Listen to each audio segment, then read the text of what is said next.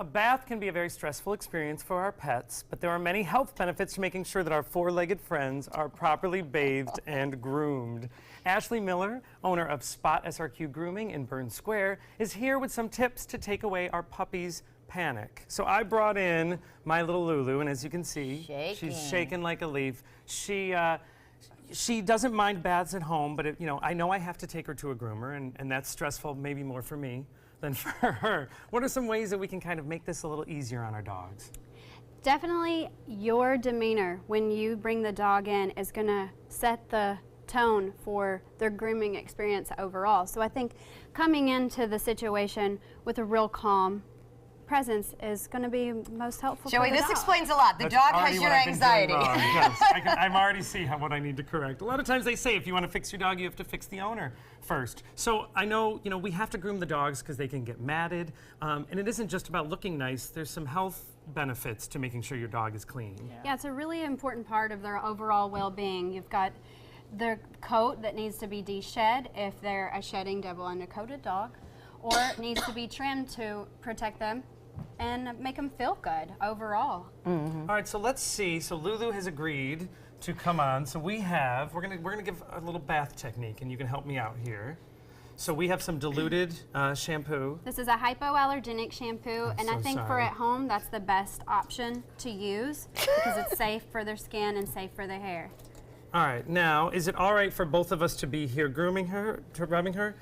You want to be careful if, as a groomer, with the owner nearby, could potentially cause the dog to be more stressed out and try to nip an outsider. Okay. Because this is a pack situation here. So in this case, it would be better if I step back and let you take it. Yeah, and I think the best place to start is with the hypo shampoo, is here at the ears and on the face, and then work it down into the neck and into the back, down into the legs.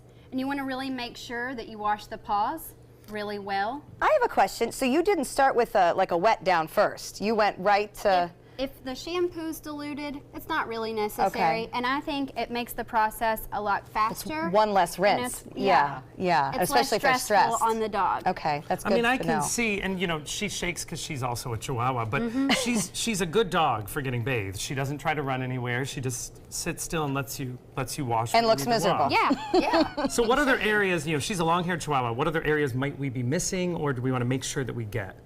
So you want to really make sure with like a wet cloth that you cleanse the face, especially right in the tear area here. She does carry some, Mine used to get really dry gunky and red. It would show up like stains. It's really acidic. It can actually damage the tissue there.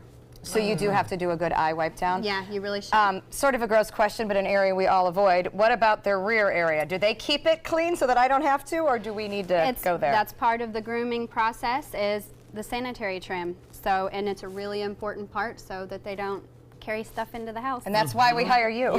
Well, and that's a good point. When you are looking for a dog groomer, and you obviously want to go to someone that you feel like your dog is comfortable with, what should you be looking for as a dog owner? Number one, what's the level of experience that you have? Number two, is this a cage-free facility? If there are cages, do you use a heated dryer or a recirculated air dryer? Heated dryers are extremely dangerous and can be deadly for dogs. Oh, wow. If it's a cage-free facility, what precautions are you taking as a salon owner to ensure the safety of all the dogs in the salon? They're not fighting. Speaking of the dryers, if we are going to wash our dog at home and we use a hair dryer to dry them, is that all right? Is that too warm? You're going to want to use the cool heat setting on the blow dryer. The blow dryers get pretty hot, and that's a little much for a dog. They got a lot of hair in here, and that heat's going to insulate around them, and it's just best to do cool air. Well, now Lulu's a little dog, but you actually brought another dog, so I'll take over drying Lulu. And we want to meet Gertie. Come on, buddy. Tell us about Gertie. Gertie's a new friend. Gertie's a special breed. Tell us about Gertie. Hi, Gertie. Gertie likes Lulu. So Gertie's a doodle. Gertie is a doodle.